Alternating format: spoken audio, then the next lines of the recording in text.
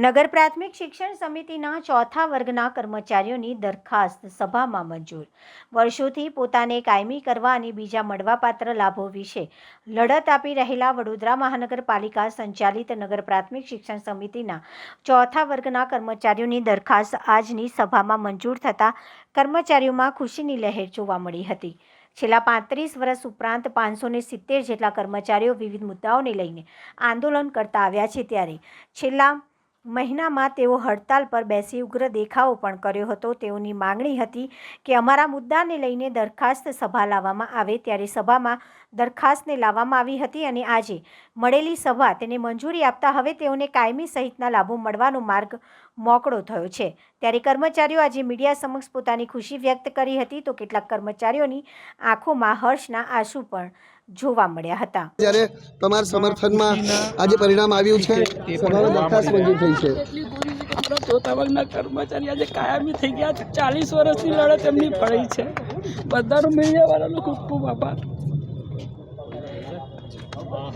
તો આજરોજ વડોદરા મહાનગરપાલિકા ખાતે સામાન્ય સભા હતી અને સામાન્ય સભામાં અમારો જે 33 વર્ષ જૂનો જે પ્રશ્ન હતો અને એ કાયમી કરવાના પ્રશ્નને લઈને એજન્ડામાં કામ હતું અને આજે એજન્ડાના કામમાં સર્વસંમતિથી અમારું કાયમી કરવાનું કામ મંજૂર થયું છે। તો આ કામમાં જે પણ અમારા સહભાગી હોય, જેમણે આ કામમાં અમને મદદ કરી છે, એ સર્વને હું આપના માધ્યમથી આભાર વ્યક્ત કરું છું, ધન્યવાદ કહું છું। અને હું દર વખતે કહેતો હોય છે કે અમે 570 નહીં 572 કર્મચારી, બીજા 2 કર્મચારી કયા તો કે ભાઈ પ્રેસ મીડિયાના કર્મચારી, એક તો આપણે ઇલેક્ટ્રોનિક મીડિયા અને પ્રિન્ટ મીડિયા, કે જ્યારથી મેં કામ હાથમાં લીધું છે ત્યારથી મારી સાથે ખભે ખભે મિલાવીને અમારી જે રજૂઆત છે, મારો જે પ્રશ્ન છે, એ મીડિયાએ જે વ્યક્તિ પાસે પહોંચતો કરવાનો હોય એ તમે લોકોએ પહોંચતો કર્યો છે અને સાચે સાચી માહિતી આપી છે। તો હું તમામ મીડિયા કર્મચારીનો પણ હું આભાર માનું છું અને ખૂબ સુખની અમે લાગણી અનુભવીએ છીએ। અને મારે એક પંક્તિ કહેવાનું મન થઈ જાય છે કે આજે મારે ઘરે સોનાનો સૂરજ ઉગ્યો રહે, કારણ કે આજે 35 વર્ષથી ભારત માતા કી વંદે। આજે અમે મિત્રો જ છે। આજે અમારી કોર કમિટીના ટૂંક સમયમાં જ અમે એક અમારા બધા જ 500 કર્મચારી સાથે હું આજે એક સુખની જે પળ છે એ ઉજવવા માગીશ અને ટૂંક સમયમાં અમે એ કાર્યક્રમ જાહેર કરીશું અને એ ટાઈમે ફરી આપ અમારી સાથે આવશો અને અમારા દરખાસ્ત મંજૂર થવાથી કયા કયા લાભો હવે કર્મચારીઓને મળશે? જો એક વસ્તુ છે કે નિવૃત્ત કર્મચારીને આવરી લીધા છે કે એમને પેન્શન મળશે, જે કર્મચારી અવસાન થઈ ગયા છે એમને આવરી લીધા છે અને જે કર્મચારી ચાલુ નોકરીમાં છે એને પણ આવરી લીધા છે।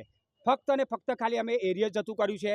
એ બી કેમ કે કોર્ટમાં આપ જાણો છો કે વર્ષો નીકળી જાય, મર્યા પછી 5 લાખ આવે, પણ અત્યારે હાલમાં જે કર્મચારીઓ ભીખ માગે છે, જે કર્મચારીની એકદમ ખરાબ હાલત છે, અને આ જે લોકોએ બી કામ કર્યું છે બધા જ સંગઠન હોય, કોર્પોરેશનના પદાધિકારીઓ હોય, શિક્ષણ સમિતિના પદાધિકારીઓ હોય અને તમામ અધિકારીઓ હોય, એ બધાએ જ અમારી આ વેદના સમજીને જે અમારું કામ લીધું છે એ સાચે જ અભિનંદનને પાત્ર છે, ધન્યવાદના પાત્ર છે। હું મારા 570 કર્મચારી વતી હું સર્વનો આભાર માનું છું। ટોટલ 8 કામો આજની સભામાં હતા અને એમાંથી 6 કામો મંજૂર થયા છે, જેમાં ઘણા સમયથી નગર પ્રાથમિક શિક્ષણ સમિતિના વર્ગ 4ના કર્મચારીઓનો જે પડતર પ્રશ્ન હતો એનો આજે ઠરાવ કરવામાં આવ્યો છે અને એનું સુખદ સમાધાન થયું છે।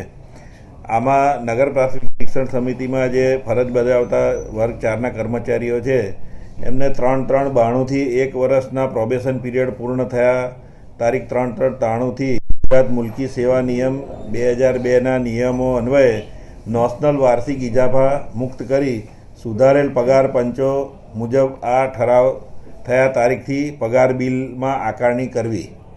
ત્યારબાદ એમને પગાર બાંધણી કરી નિયમિત કર્યા બાદ તેઓને ગુજરાત મુલકી સેવા નિયમો 2002 પેન્શનના નિયમો અનુસાર નિવૃત્તિના લાભો મળવા પાત્ર રહેશે। ત્યારબાદ નિવૃત્તિની તારીખથી પગાર બાંધણી અનુસાર છેલ્લા બેઝિક પગાર મુજબ નિયમ અનુસાર પેન્શન અદા કરવું અને 1/1/16થી 7મા પગાર પંચ અનુસાર સુધારેલ લઘુત્તમ પેન્શન મળવા પાત્ર રહેશે।